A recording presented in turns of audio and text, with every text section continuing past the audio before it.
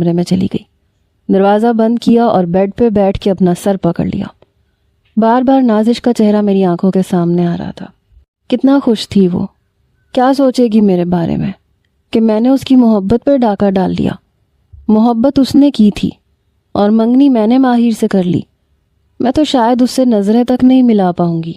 سب سے پہلے تو میں نے اپنے ہاتھ سے انگوٹھی اتار کے سائڈ پہ رکھ دی۔ اتنا تو میں بھی جانتی تھی کہ ماہر کا رشتہ میرے گھر پہ ہنس کے قبول کر لیا جائے گا۔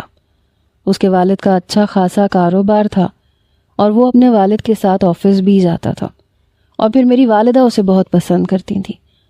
مجھے سمجھ نہیں آ رہی تھی کہ مجھے کیا کرنا چاہیے۔ انہی دنوں میرے بڑے بھائی کی شادی بھی تھی۔ میری والدہ اسی کی شادی کے کسی ایک فنکشن میں میری منگنی بھی کرنا چاہ رہی تھی۔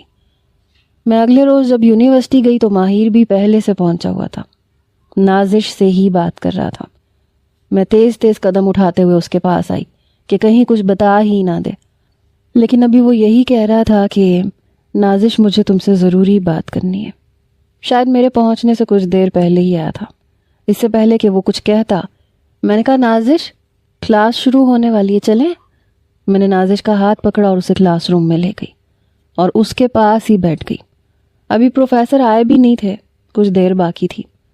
کہنے لگی تم پاگل ہو، کتنے غلط وقت پہ تم مجھے ہاتھ پکڑ کے کلاس روم میں لے آئی ہو۔ پتہ ہے ماہر کہہ رہا تھا کہ اس نے مجھ سے کچھ بات کرنی ہے، ہو سکتا ہے اس نے مجھ سے اظہار کرنا ہو۔ اس وقت تم نے بھی نا بڑے غلط ٹائم پہ انٹری ماری ہے۔ وہ ابھی اسی خوش فہمی میں تھی اور بے حد خوش تھی، لیکن میں جانتی تھی کہ ماہر اسے کیا کہنا چاہتا ہے۔ میں نے کوئی جواب نہیں دیا، میرے پاس دینے کے لیے کوئی جواب تھا ہی نہیں۔ کہنے لگی آج میرا خواب پورا ہونے والا تھا، پتہ ہے دن رات ماہر کے ہی خواب دیکھتی ہوں میں۔ کچھ ہی دیر میں پروفیسر صاحب آ گئے۔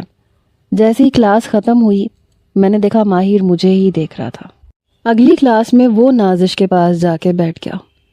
میں نہیں چاہتی تھی کہ وہ اس سے بات کرے، پر میں جانتی تھی وہ بہت غصے میں ہے اور پتہ نہیں نازش کو کیا کیا سنا دے گا۔ اتفاق تھا کہ اس کی پچھلی نشست پہ ہی حیدر بیٹھا ہوا تھا۔